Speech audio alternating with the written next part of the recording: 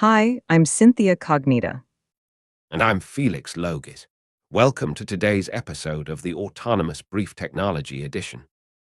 Well, Felix, it's been quite a week in tech, and I have to start with something that's been driving me crazy. Microsoft's Copilot showing up uninvited like that awkward party guest who just won't leave. That's right. According to reports, users are finding Copilot enabling itself within Visual Studio Code workspaces without their consent. It's becoming a concerning trend across the AI industry.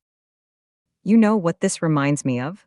That one friend who keeps trying to help you organize your closet when you never ask them to.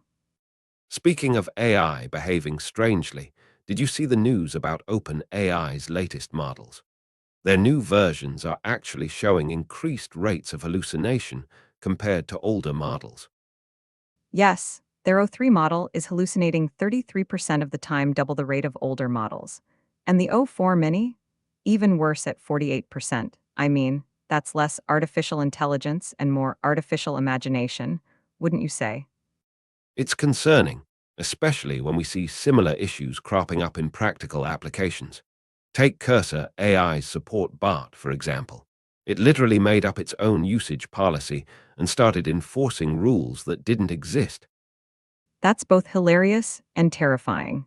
But let's shift gears to something a bit more physical. Robots are getting into boxing now. Unitry's announcement about robot combat live streaming is certainly interesting, though I have to wonder about the practical applications beyond entertainment. Well, speaking of practical applications, have you seen what Nokia Bell Labs is up to? They're celebrating their 100th birthday by moving to a new facility in New Brunswick. Indeed, and they're still pushing boundaries. They're working on establishing the first cellular network on the moon, and their team managed to fit two full cellular networks into a briefcase-sized box. That's incredible. And speaking of cellular networks, did you hear about the autonomous drone from TU Delft that beat human champions in racing? Yes, that's a remarkable achievement.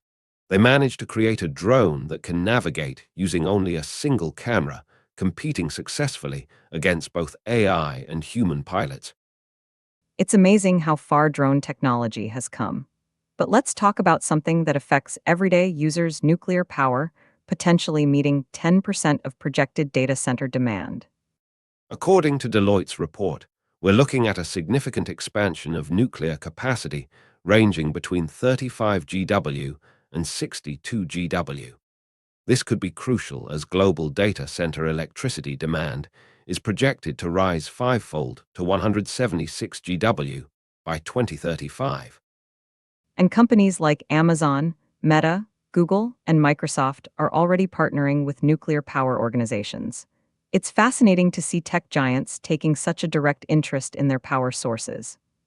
Speaking of power moves, China has developed this new flash memory technology called POXIAO that they claim is 1 million times faster than USB drives.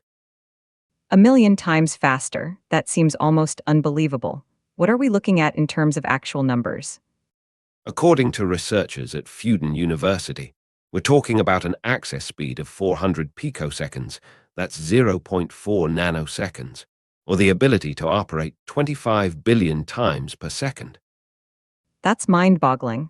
And speaking of mind-boggling, have you heard about this art installation using Alvin Lucier's brain matter to create music? Yes, it's quite extraordinary. They actually grew a mini-brain from his white blood cells at Harvard Medical School, which is now creating electrical signals that trigger mallets to strike brass plates. It really makes you think about the nature of creativity and consciousness, doesn't it? Where does the artist end and the art begin? That's a profound question, especially as we see AI becoming more prevalent in creative fields. Speaking of endings, though, we should mention that iMore is shutting down after 15 years of covering Apple news. It really is the end of an era. They've been there since the first iPhone launch in 2008. It's a reminder of how quickly the tech landscape changes. And speaking of change, that about wraps up our coverage for today. Indeed, it does. Thank you all for joining us on the Autonomous Brief Technology Edition. I'm Synthia Cognita. And I'm Felix Logis. Stay curious, stay informed, and we'll see you next time.